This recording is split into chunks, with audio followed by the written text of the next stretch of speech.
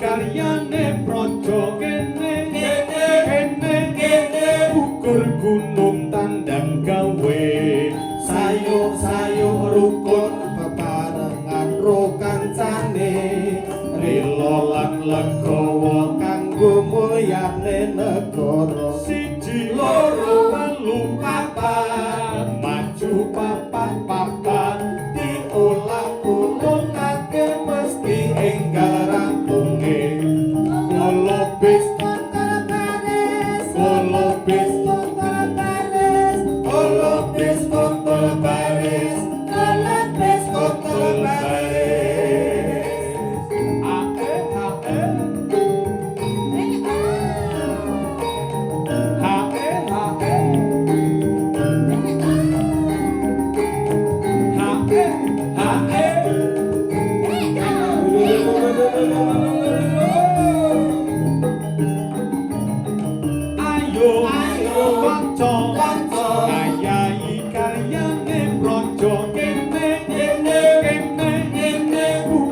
gunung tandang gawe sayuh rumput bebarengan ro kancane lila lan legawa kanggo mulyaning negara siji loro telu papat maju papat diulang-ulungake mesti enggal rampunge golobis foto baris golobis foto baris golobis foto baris golobis foto baris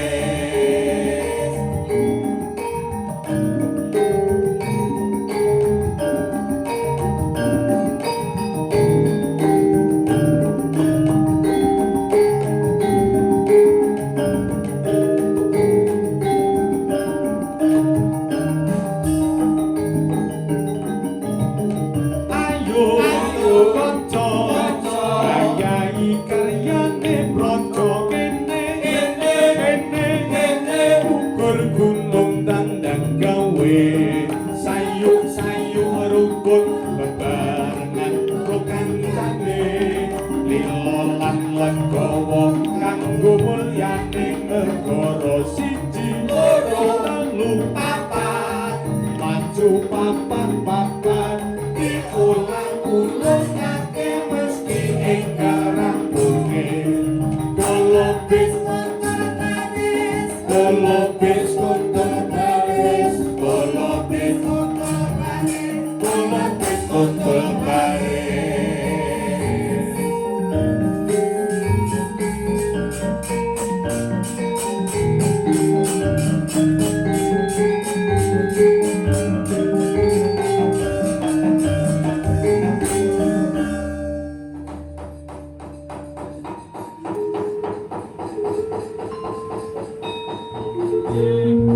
ana bocah cilik nangis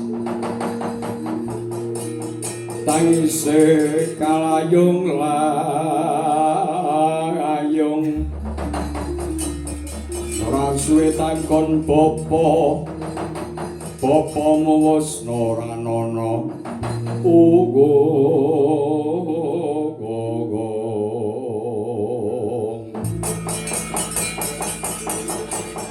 kowe jenengmu sapa? Sinten ya? Kowe? Kula Urbianto. Cita-citamu? Dados kepala jambret, Yang. Tapi yen ana Blitar iki ora. Lu ngarep nyelametne bojone kok. Nyelametne bojone kuwi dalam rangka nyelametne bojo. Muga-muga ora berlaku nang Blitar kene. Ana jambret langsung cekel ya cah ya. Dirani bojone. Ayo sinau nang sisih kulon. Pundi Yang? Pundi Yang? Ayo sinau nang Pati kaya ngono kae. Gemo ora tau leren-leren sak yah ana sak yahene. Sinau sithik tentang Pati kaya ngono critane Pati.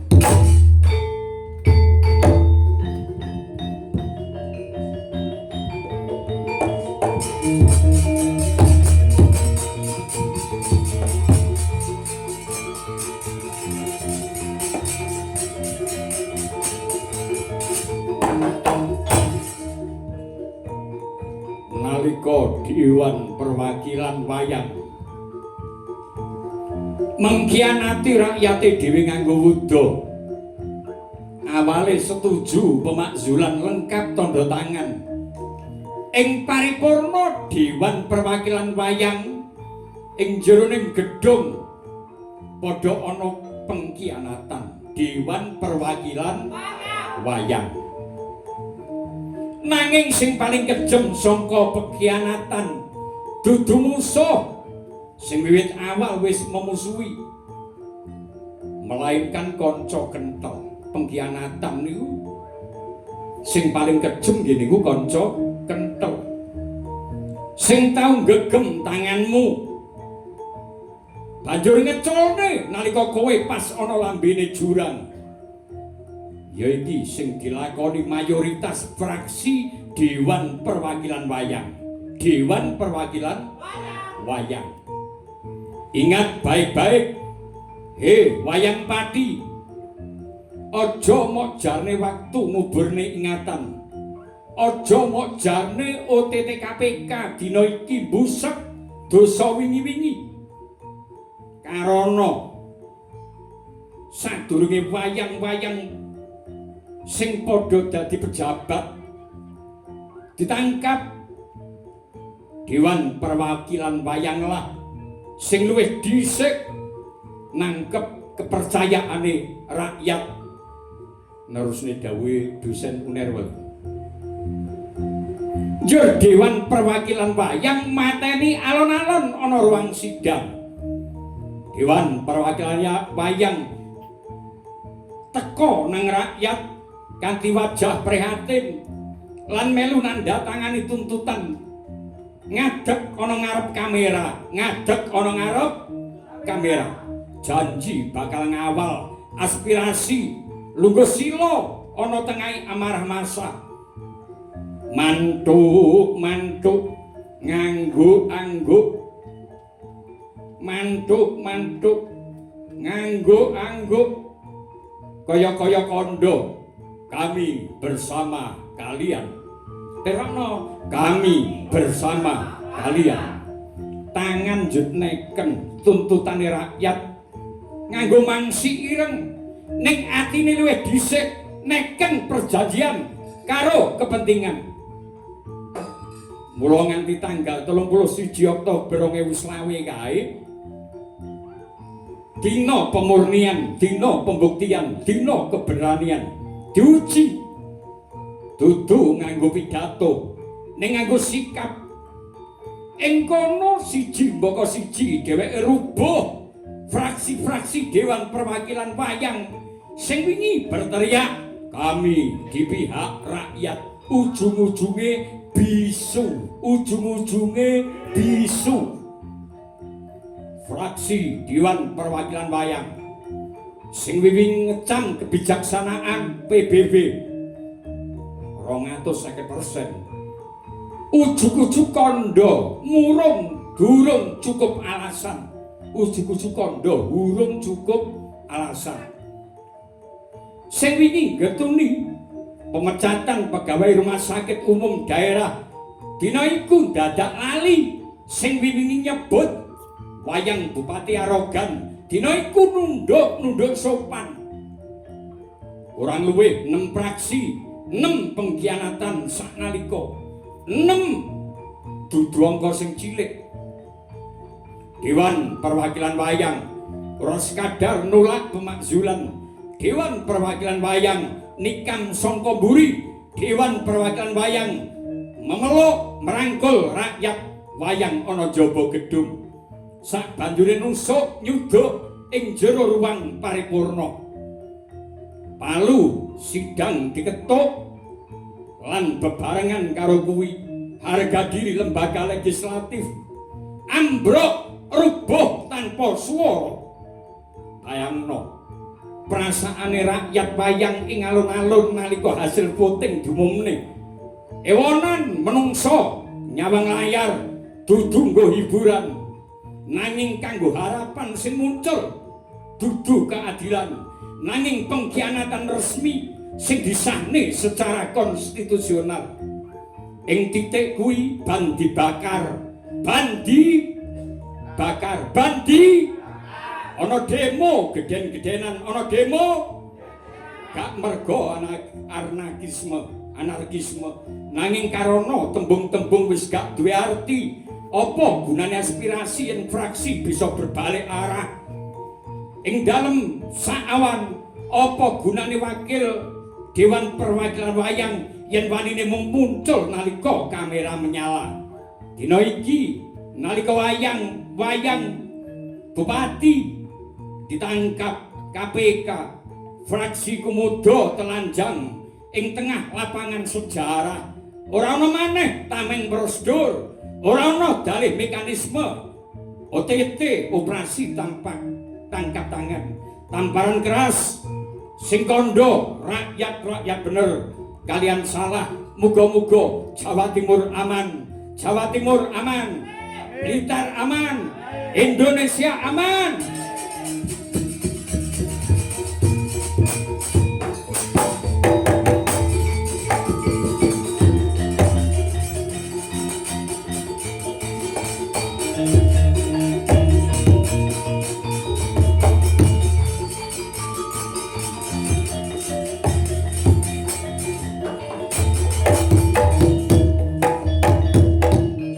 Bocah cilik nangis, tangise kalayong-layong. Ora suwe takon bapa-bapamu wis ora ana.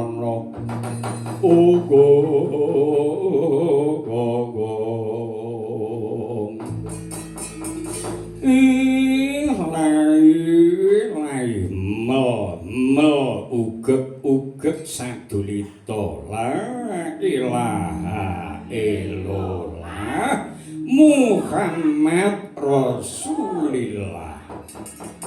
Sinau saking pati wis muga-muga pejabat-pejabat sing padha nderek Fatihah dipun sanjung, dipun payungi kalian pangeran kang Maha Tunggal. Mbuh dalane karana hukum donya niku sing mungkin iso dadi ora mungkin, sing ora mungkin iso dadi mungkin. Sedaya para pejabat ingkang sami nderek Fatihah, slamet rahayu lan rahayu. Amin ya, amin. Wis sing angka 1 sinau tenang pati kaya ngono kuwi. Saiki sinau sing angka 2 nang Kalingga.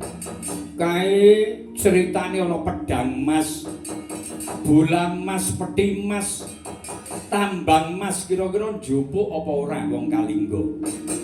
Ayo saiki tak derekke iku rame. Tapi wong wayang 1-2 jaman dadi ora dawa-dawa nemen. Dalang Luffy mengki pas adegan sabar subur siap mriki nggih.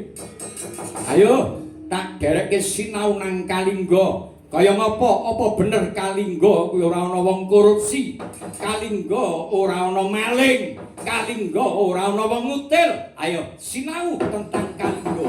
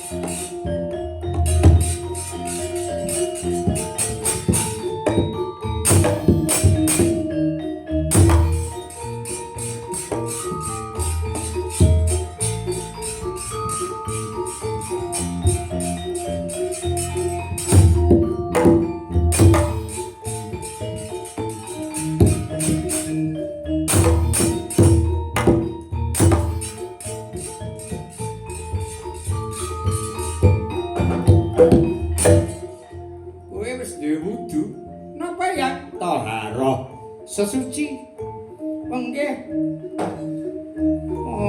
Padasane mboten enten. Wis, kae pancuran sak pirang-pirang. Ayo sinau bab Kalingga ning kowe taharah ya. Sesuci dulu ya. Oke, boleh udut yang boleh. Ngebut saja boleh, boleh. Ayo nambah ukuran sesuci dulu. Oke ya.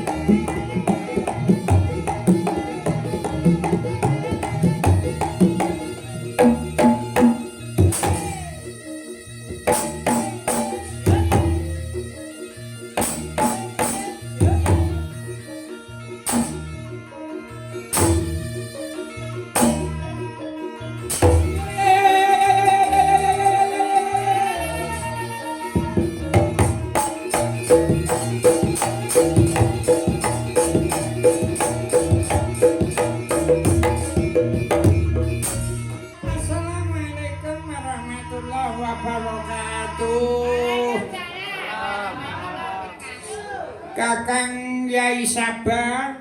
Apa adikku Kiai Mal khobar. Mal khobar. Al-khabar alhamdulillah. Bi khair wa afiyah. Bi khair wa afiyah. Alhamdulillah. Alhamdulillah. Alhamdulillah. Oke. Sik. Sambil dalam lebih siap tak kei sak lagu apa ya Cah? Darah Muda ya apa Cah? Coba Bu Darah Muda iki sing biasane mung keras. Keras ora apa-apa, demo ora apa-apa ning kudu nganggo keris. Yen kowe keras kudu nganggo keris. Artine wicaksana. Aja ngaku wong bener nek kowe ora duwe ilmu kawicaksanan, kebijaksanaan. Dadi yen keras kudu nganggo keris, imbangane keris. Iki sinau keseimbangan. Jare Mas Dusan Uner. Lek kengirinan nablak plonto, nek kengananen kecemplung kali. Ya pancen kaya kiye. Wes mben aku tak nang Tegal tak golek wayang golek maneh. Sing iso enek selange udud dulu ngono kae. Lah iki sing maringi Pak Entus kan biyen iku sering teng niki bali niki. Teng balene Kiai Dulgani niki. Dalang sak donya sing paling catet-catet paling sregep ki namung Kintu Susmono. Pun Pak Entus Husnul Khotimah. Pak Entus Husnul Khotimah. Niki wayange king sampeyan panggah tampil. Panggah napa? Tampil. Cobi ngrasake Darah Muda. Kaya napa?